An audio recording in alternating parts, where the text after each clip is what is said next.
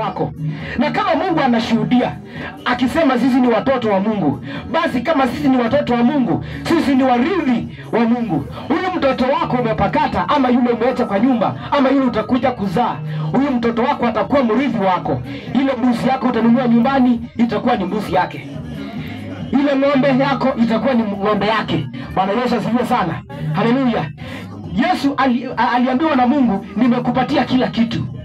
Huku mbinguni umemiliki, kule chini umemiliki, baada ya kushinda, baada ya kubeba msalaba, baada ya kudhiakiwa na watu. Tukubali kudhiakiwa na watu, tukubali kupitishiwa kwa hiyo mtihani, ili tukaweze kulipwa, ili tukaweze kutunzwa. Bwana Yesu asifiwe sana. Mambo ingine mnaona ni kama hacksaw plate, msumeno. Msumeno inakata pande hii na ikirudi inakata tena. Bwana Yesu asifiwe sana. Na inawezekana kuwa ya kwamba hiyo mambo unaona ikikusumbua, ni Mungu amekubali uteso hivyo ili kesho ubarikiwe. Bwana Yesu asifiwe. Soma hiyo ingine. Ungameni Yakobo 5 James 5:16. Ungameni dhambi zenu nyinyi kwa nyinyi. Ungameni dhambi zenu nyinyi kwa ninyi, na kuombeana. Na kuombeana Mpate kuponywa. Mkapate kuponywa. Kuomba kwake mwenye haki. Wafaa sana akiomba kwa bidii. Yaani maandiko yanasema tubuni dhambi zenu, ili mkaweze kujibiwa. Tubuni dhambi zenu. Kaa hapo chini kwa kiti, abia Baba, nataka unisamee. Haleluya. Na niwape mfano wa kitu kimoja.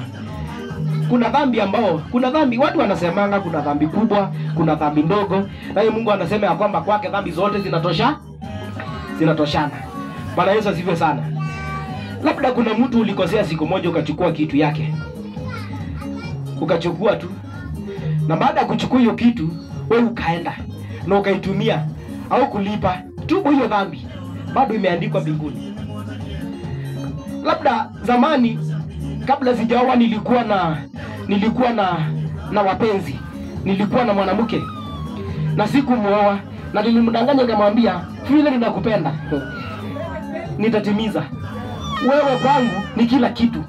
Yaani ninaweza nikakupatia dunia hii yote ikuwe yako. Bwana Yesu asifiwe. Yaani sitakubali uteswe, sitakubali uhangaike, nitakutetea siku zote.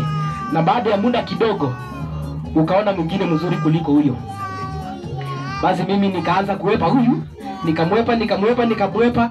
Sasa gap ikaingia katikati yangu na yeye. Nikaenda na huyu, labda nikaoa huyo ama nikaolewa na huyo. Bwana Yesu asifiwe sana. Sasa yule niliyochunganisha na yeye kwa maneno na kwa damu, unafikiria kweli hatuko kitu kimoja? Tuko kitu kimoja. Labda kuna wakati anasema yule mwanaume nilikuwa na yeye wa kwanza, huyo mwanaume alikuwa ameniambia atanioa. Huyu ndiye aliharibu maisha yangu yote. Alaaniwe kule aliko. Au kwa hapa kanisani unalia, unapiga magoti hapa, unaomba. Na huyo mwanamke kule aliko, yes aliolewa, lakini kuna mistake alifanya ya maisha kwa sababu ulimdanganya wewe. Huyo mwanaume yes alioa, lakini kuna mistake alifanya katika maisha yake sababu yako. Ulimdanganya ati nitakupatia mwili yangu yote, nitakupatia moyo yangu yote, nitakupatia mali yangu yote. Mimi sitakaa bila wewe. Mimi hata siwezi kula. Utakuwa unakula kwanza ndio nikule baadaye. Bwana Yesu asifiwe sana. Akakuamini.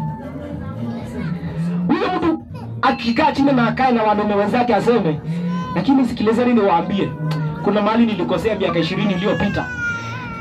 Yule mwanamke niliyekuwa na yeye, huyu mwanamke alaaniwe. Hata nikamuona alaaniwe.